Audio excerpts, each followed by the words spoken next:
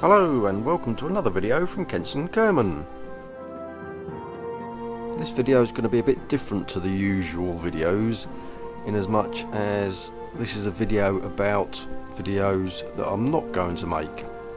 That might seem a bit strange, but these were projects that I was working on that I couldn't get to work how I wanted them to, so effectively I gave up with them. But I'd put quite a lot of work into them, and some of the results are quite fun and interesting, so I thought I'd cobble together a video of videos that you're not going to see. So to start us off, we've got the UFO, which you might have noticed is growing.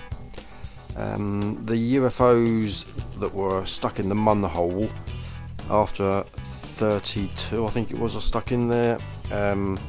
I'd only gone up about 20 metres or something, and the UFOs were about 1/3 the width of the hole, so I thought I'd make a UFO 3 times bigger and see if it fitted in the hole, and that was pretty close. So we're going to launch the UFO out of the moho hole. And as you can see, the other UFO's ejected. Quite a long pause. Now, I don't know if you can hear it over the explosions, but this recording had quite a lot of buzzing and humming in the background from something that I'd plugged in that was causing interference on the sound card. So I didn't notice until a couple of days later when I went to start editing it. And especially when you fast forward it, the sound was distracting to say the least. So once you've blasted out of the moho hole, what do you do? Well, you head back into the hole. If I can work out which direction's which, and just made that. And now the game's gone into physics range of the other UFOs at the bottom of the hole, and it slowed down somewhat, and well, I crashed.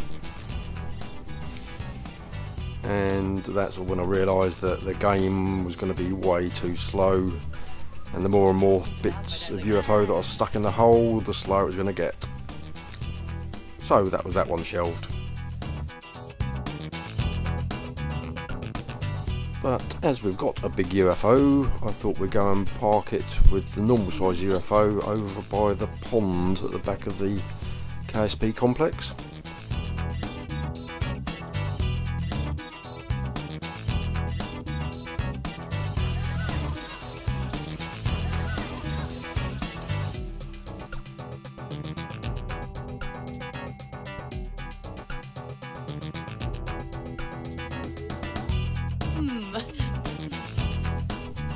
It's actually a little bit harder to fly than the original size UFO, probably because it's heavier and things like that, but it was quite difficult to work out exactly when it was on the ground. And we'll put it down, there we go. Right, and you see it's about 3 times bigger. Anyway, that was the end of that one.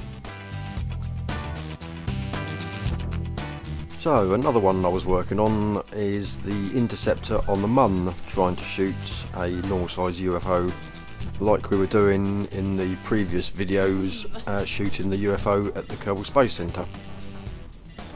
So we've got the interceptor prepped, ready to shoot. So as you've seen before, we just get the UFO lifting off very, very slightly, so it just moves up very slowly.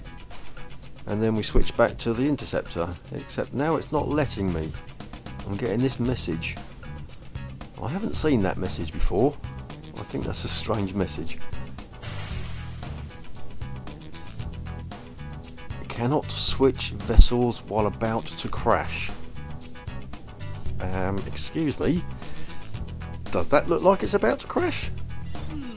That's perfectly under control and all managed. So, as I can't switch vessels, on the mun for some reason. That was another one that went into the cutting room floor.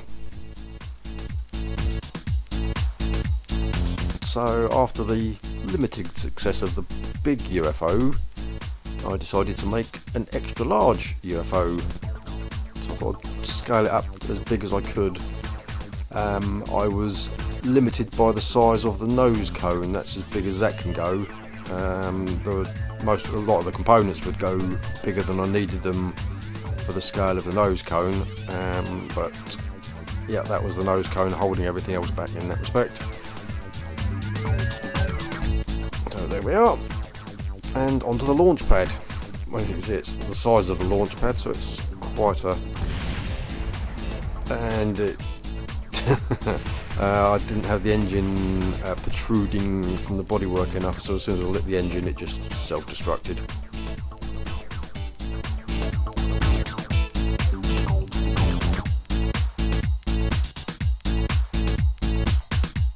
So after a quick modification to the engine protuberance, it's back to the launch pad, and away we go. Very gentle with the thrust, before too much on the, oh no, oh dear, we're in trouble.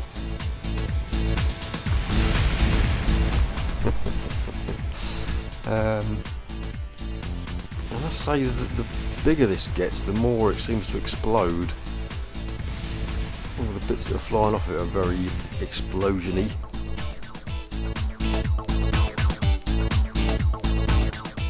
One coming down there, boom. Only a wing. Why does it explode like that? Oh, let's try that again. Not quite so aggressive on the controls. And coming in for a landing. And whoops. Oh, let's try that again. It's a bit more steady this time. Oh, maybe not. Oh, no, it hit the building. Oh, no, it nearly fell in the pond. No, we're just going to get the thrust to move away from the pond. And, oh, goodbye UFO.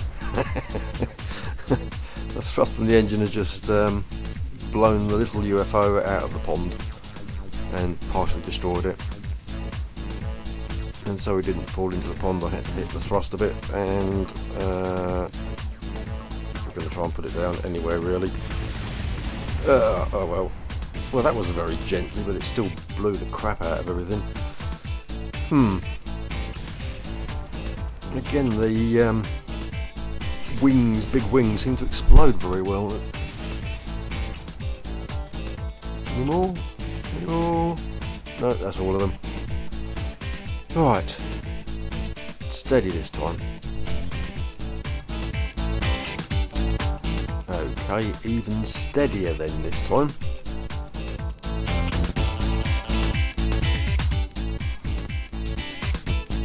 Very carefully, really slowly, ease it down onto the ground. Ooh, what was that, 2 or 3 meters per second, and it looked like it survived it. I'm not sure if it would have survived any faster.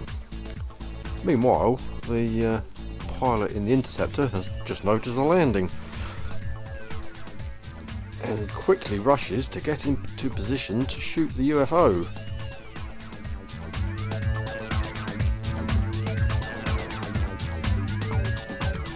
Well, not particularly quickly, I suppose, even though this is in fast forward. Right, okay, we're ready now. Fire! Yay, we hit it! Didn't do any damage. Let's try that again. Fire again!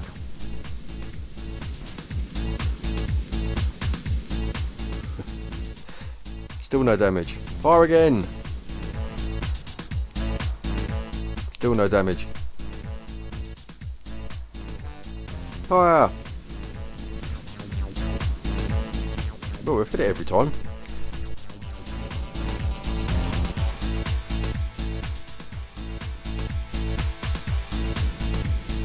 Looking at the rocket firing from all the different angles.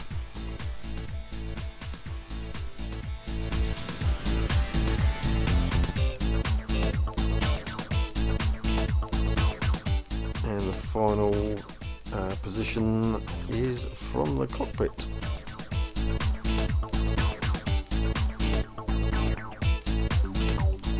Which was also the first position we fired from. Anyway. Yay, we hit it!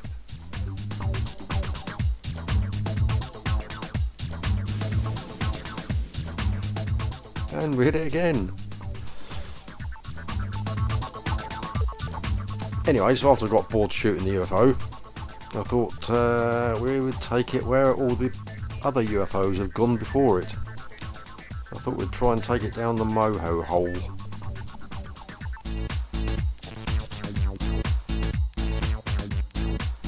This is obviously in fast forward.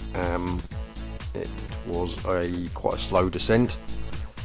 But for some reason, because I was looking down on it most of the time, the camera kept swinging round and I kept losing my orientation on the UFO. So what I thought was forward and backward and left and right wasn't most of the time, and it was slow to react to my control inputs, and it proved very difficult. So I'm virtually stationary and the camera's spinning around, and now I don't know where the right button is, and it's not that one, cause boom, just scratch the wall and it explodes.